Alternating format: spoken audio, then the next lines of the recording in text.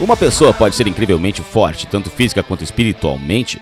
Como se vê, é possível. O herói do episódio de hoje estava destinado a se tornar uma lenda das artes marciais, e seus socos lendários ainda não foram repetidos por ninguém.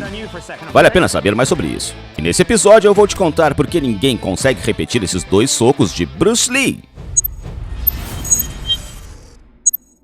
Esse homem nasceu em 27 de novembro de 1940 em São Francisco. É engraçado que ele nasceu na hora e no ano do dragão.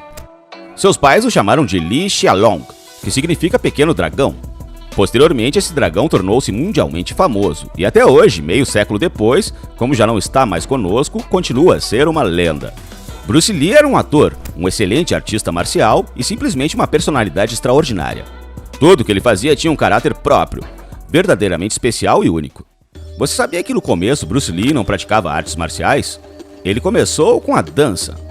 Começou a ter aulas de dança, nomeadamente cha-cha-cha, a partir dos 13 anos. E em 1958, aos 18 anos, ganhou o campeonato de Hong Kong nesse estilo de dança.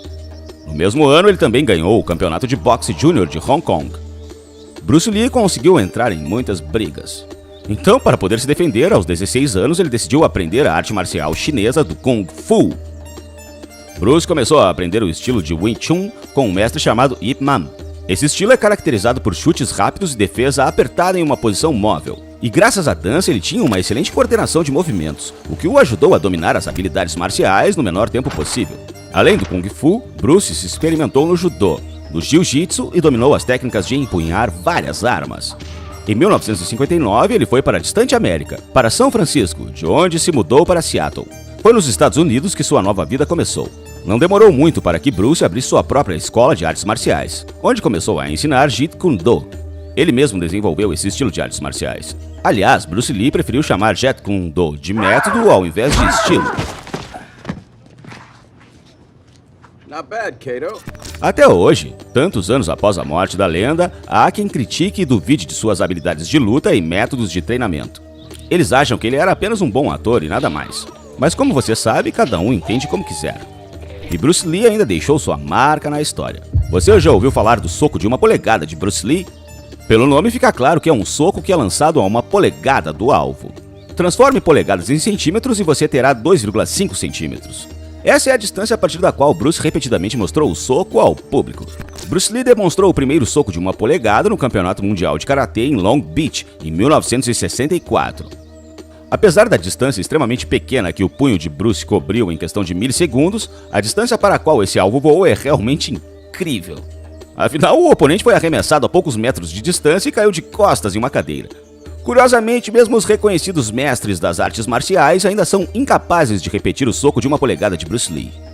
Então, qual é a peculiaridade desse incrível soco de 1 polegada? Ow! Okay. Let me try it on you for a second, okay? How do you like that?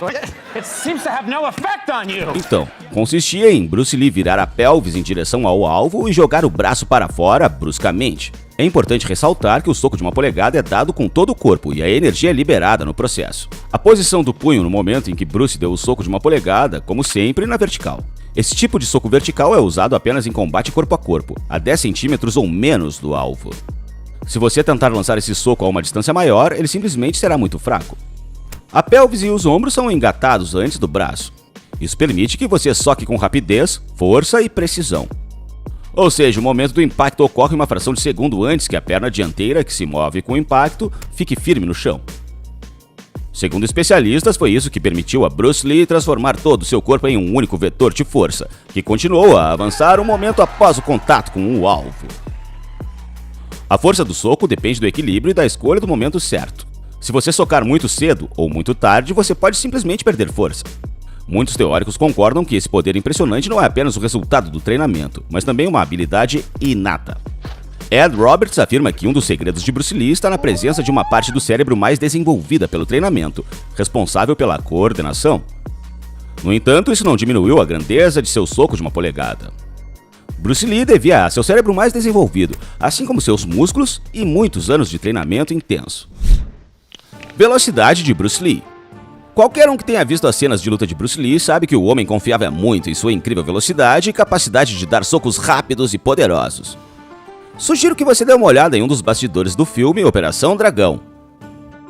Bruce e seu dublê estão praticando encenar uma cena de luta. Durante a cena, o dublê se distraiu e poderia ter terminado tragicamente. Mas ele teve sorte que Bruce Lee parou seu golpe esmagador a tempo. Bruce Lee poderia atacar em 0,05 segundos a uma distância de 1 metro. Em comparação, isso é apenas 1/20 do tempo que você leva para piscar uma vez. E em 0,08 segundos, Bruce poderia socar a 1,5 metro de distância. Em filme normal, 24 quadros por segundo, você não podia ver esse tipo de impacto. É o caso da série de TV Besouro Verde, onde Lee interpretou Kato, um especialista em artes marciais. Bruce ficou quase imóvel, mas os oponentes magicamente caíram ao seu redor. Os produtores não gostaram disso, mas Bruce afirmou que a essência do Kung Fu era a eficiência, e por isso fez exatamente o que pôde. E então um compromisso foi proposto. Para essas cenas foi usada a câmera lenta. Mas quando se tratava de praticar, os cineastas pediram a Bruce para bater mais devagar. Caso contrário, eles obteriam apenas uma imagem muito borrada. Eles filmaram a lenda das artes marciais com a então avançada técnica a 32 quadros por segundo, e depois diminuíram a velocidade. É engraçado que geralmente vídeos de cenas de artes marciais eram acelerados para dinamismo, mas aqui foi o contrário. A reação e a velocidade do famoso artista marcial e ator de cinema foram fenomenais. Por exemplo, ele poderia substituir uma moeda na mão de outro homem antes que o homem tivesse tempo de descobrir. Curiosamente, todos com quem Bruce Lee realizou esse truque já estavam segurando outra moeda, abrindo o punho. E foi literalmente uma questão de fração de segundos. A reação de Bruce Lee foi tão desenvolvida que ele conseguiu pegar um grão de arroz com seus pauzinhos no ar. Além do mais, fazia parte de seu treinamento constante. Além disso, os dedos de Bruce Lee eram tão fortes que ele poderia quebrar uma lata de Coca-Cola fechada com eles. Deve-se dizer que naquela época as latas eram feitas de uma camada de alumínio muito mais espessa do que hoje. A propósito, o próprio Bruce pesava 59 quilos. No entanto, ele poderia fazer flexões com um homem de 115 quilos nas costas. Ele também poderia fazer flexões em apenas um dedo, ou ele poderia se levantar com apenas o dedo mindinho. A filosofia de Bruce Lee. A força física desse homem combinada com uma filosofia metafísica. Esvazie sua mente, seja sem forma, como a água. Agora você coloca a água em uma xícara, ela se torna a xícara. Você coloca a água em uma garrafa, ela se torna a garrafa. Você coloca em um bule, ela se torna o bule. Agora a água pode fluir ou pode bater. Seja água, meu amigo.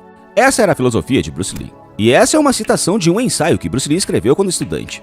Kung Fu é uma arte específica, não apenas um exercício físico. É a arte sutil de expressar a atividade cerebral executando certas técnicas. A essência do Kung Fu não é um assunto que pode ser estudado, como uma ciência obtendo fatos e analisando-os. Não, a compreensão desse princípio ocorre espontaneamente, como um insight que surge no cérebro. A essência desse princípio do Kung Fu é a tal, a espontaneidade de todos os fenômenos que ocorrem no universo. Autoaperfeiçoamento sem fim. Acho que ninguém nunca viu Bruce Lee não treinando.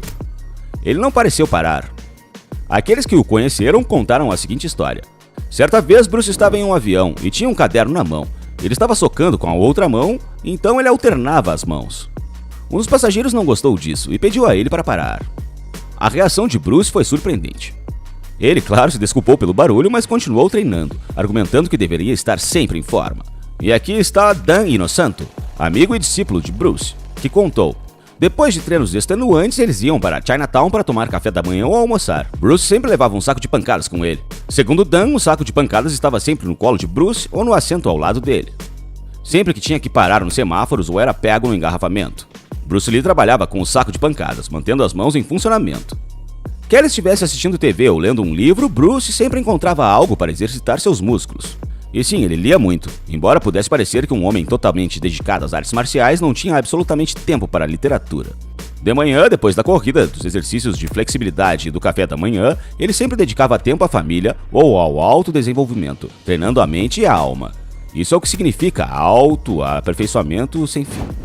Isso é tudo, pessoal. De quem você gosta mais, Bruce Lee ou Jack Chan? Diz pra mim nos comentários. Obrigado por assistir e até a próxima.